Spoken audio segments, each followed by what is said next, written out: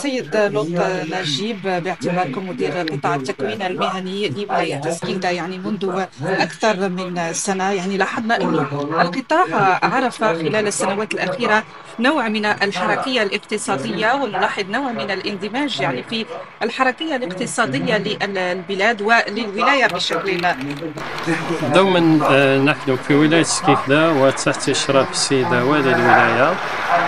الكل يعلم بأن ولاية سكيكدا قطب سياحي، ولاية سكيكدا قطب فلاحي، ولاية سكيكدا ورشة مفتوحة. وهذه المجالات كلها لدينا معاهد متخصصة في هذه التخصصات. مثلا في مجال البناء عندنا معهد عزابة متخصص في البناء والشؤون العمومية، في مجال السياحة عندنا معهد فلفلة، وفي مجال الفلاحة والزراعة كذلك لدينا معهد مجازة الشيشة. أي أن تخصصاتنا راهي تتماشى، والتنمية المحلية اللي تنتهجها السيدة والي الولاية بالولاية.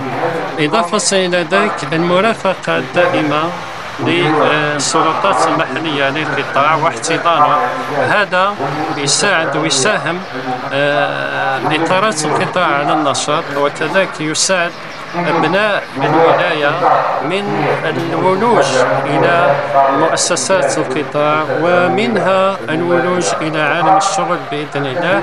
كذلك جسدنا عدة اتفاقات في مجالات متعددة، منها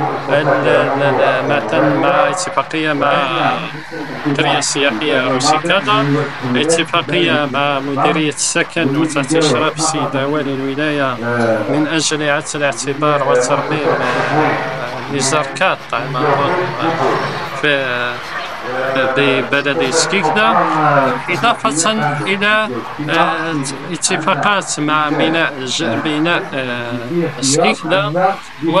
وهذه ككل من أجل ماذا؟